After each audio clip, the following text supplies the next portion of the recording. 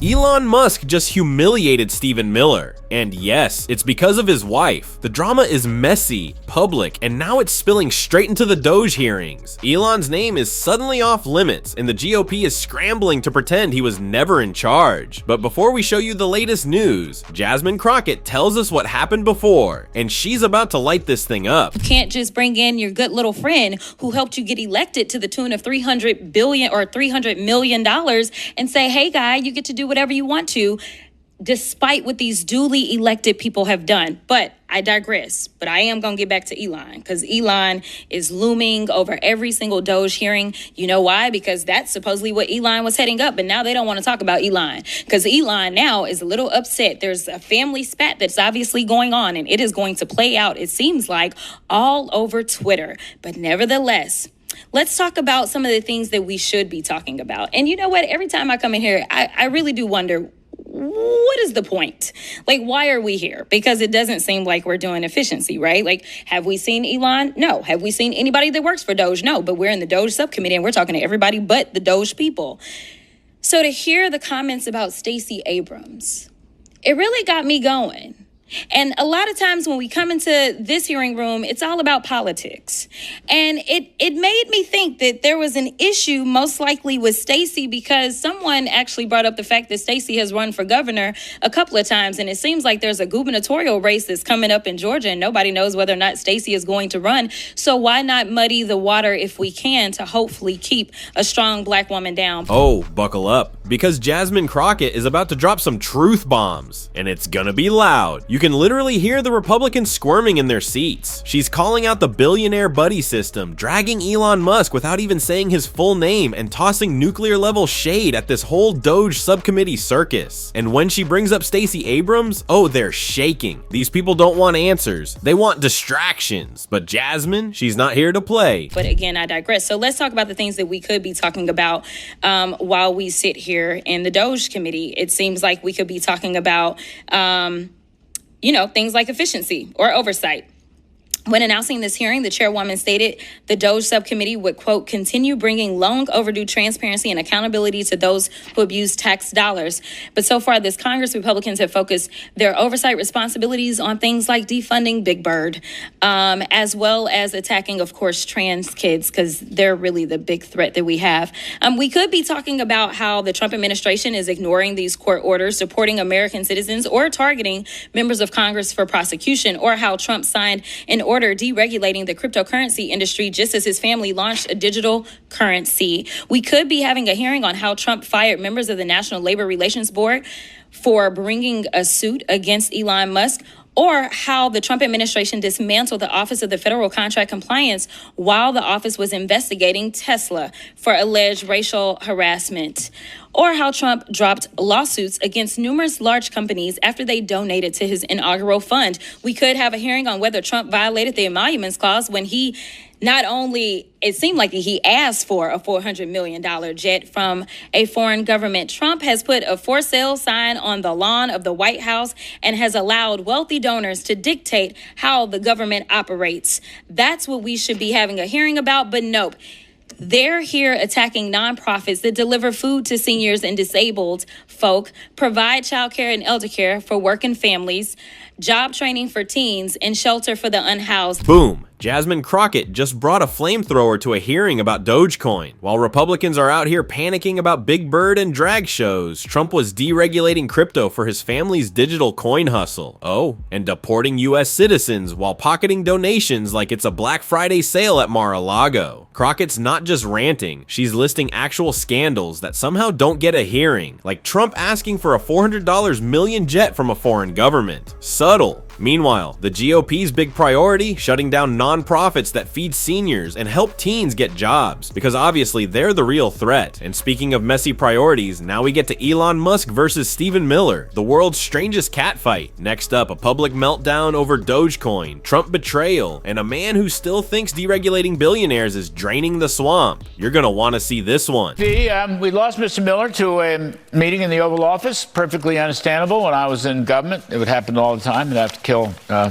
TV show and You're at the president's beck and call. However, oh, come on. You know it's bad when even Fox News is out here making excuses like, Stephen had to go to the Oval Office, totally normal, not a panic exit at all. Nope, this wasn't a schedule conflict. It was a full-blown escape route. Miller straight up bailed on Fox mid-spin session. And why? Because the Trump team is in meltdown mode over Elon's latest move. Whatever happened behind the scenes, it's got everybody ducking cameras like it's a subpoena. Fox was supposed to be their safe space, and now even that's too hot to handle. Yeah, they're embarrassed. And it shows. And trust me, what Elon just did, that's what sent them running. Elon Musk unfollows Stephen Miller on Twitter as he takes his wife. After days of unsubtle back and forth on X, Musk has now unfollowed Stephen Miller. The change in status occurred sometime between 1 p.m. on Thursday when X account Big Tech Alert publicized its discovery. The news comes 1 week after Musk reportedly poached Miller's wife, Katie Miller, who left Doge to work for him full-time. So now, the article reveals a whole new layer of the chaos. Turns out, Elon Musk didn't just hire Stephen Miller's wife, he poached her. Full-time, right out of Doge. Savage move. And this all came after days of weird, passive-aggressive back and forth on X. Elon and Miller pretending not to be beefing, while very clearly beefing. But here's where it gets interesting, because right after that quiet power grab, Elon made a very public move. That basically confirms everything, and it happened. With just one click, yep, you're gonna want to see what he did next. However, as of 3:55 p.m. on Thursday, Miller still follows Musk, meaning the sudden unfollowing is one-sided, at least for now. The unfollowing may be one-sided, but it's hardly unexpected. Miller has spent most of his time doing everything he could to thwart the former Doge administrator, staunchly defending Trump's big beautiful bill after Musk called it an abomination. Without naming Musk explicitly, Miller took to X on Wednesday to correct his criticisms of the big beautiful bill after Musk told reporters he felt the bill undermined Doge's work. Miller also called the bill the most essential piece of legislation in generations. Of course, there's also a personal undercurrent to their professional tension thanks to Katie Miller's career change. So here's where it gets awkward. Elon Musk unfollowed Stephen Miller on X, but Miller still hanging on like a sad ex, refreshing his notifications. It's a one-sided breakup, and no one's surprised. Miller's been bending over backwards defending Trump's big beautiful bill, while Elon's out there calling it an abomination. Of course, Miller didn't name names, but his little post correcting the misinformation was basically subtweeting Elon in all caps. He even called the bill the most essential legislation in generations. Calm down, Stephen, it's not the moon landing, but this isn't just about bills. It's very personal now, because Elon didn't just criticize Miller's work, he probably took his wife too, that's right. Katie Miller left Doge to go work full-time for Elon. So after all that tension, all those weird digs on X, Elon sealed it with a very public message, unfollowed. And yes, it's dumb that we gauge political drama through Twitter buttons, but these people treat social media like it's international diplomacy. Elon's been losing influence in the admin, Stephen's gaining it, and Trump literally told foreign leaders this is the guy running everything, while Elon stood right there. Oof, now Jared Moskowitz is about to torch the whole Doge operation. Watch this. What have we made more efficient in the 6 months that Doge has been around? Yeah, there are things we have found that shouldn't exist, but name a department, name a system, name a service that this committee or the caucus or Elon has made more efficient. They said they were going to find $1 trillion. They fell 85% short. Look, government is inefficient, but the Doge caucus and process was like, hold my beer. Let me show you what inefficiency really looks like. Okay? The Doge caucus hasn't met in months. It had 2 meetings. Congress wasn't involved at all in the process in the executive branch. Elon's gone. The effort's dead. Buried rigor mortis is setting in. I feel sorry, ill talking of the dead. I shouldn't do that. But I mean, seriously, the Newark airport, that is the key example for the American people. You want to talk about how did we make government more efficient? We didn't. We made government the Newark airport. And here it comes. Jared Moskowitz is officially done playing nice. After calling out the dysfunction, he sets his sights directly on Elon Musk and the rotting mess that is the Doge caucus. This isn't just shade, this is a full-on roast. Because remember, Elon promised to fix government inefficiency. What did we get? A $1 trillion fantasy that fell flat, and a committee that hasn't met in months. And Moskowitz? He sums it all up in one brutal metaphor: Newark Airport. If you've been there, you already know. That's the ultimate insult. And by the way, now that the national divorce is happening with Elon Musk, and I'm a child of divorce, okay? I mean, who's going to get big balls? I'm worried about him in the divorce. The children always get caught in the middle, right? And so I just, if he's out there, I just want him to know we're rooting for him. Certainly, we've not made FEMA more efficient. The administrator apparently doesn't know there's a hurricane season. Wait till he finds out there's 5 categories. We're going to blow his mind. Nothing has been made more efficient by Doge. No new technology in any of these departments. No lower costs. Hasn't happened, right? We promised to tackle the national deficit and debt. They haven't done that. They've made it worse by the big, bloated abomination bill, okay? I mean, Elon has turned on them, but he's telling the truth.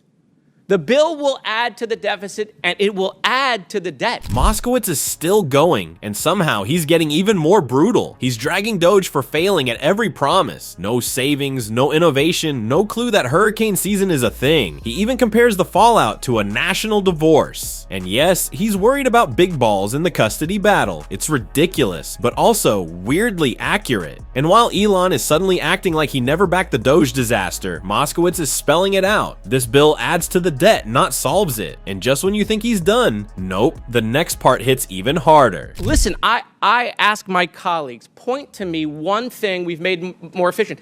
If you want to drop the E from Doge, because we've not done efficiency, that's fine. We can rename it. We can always rebrand. They're great at that.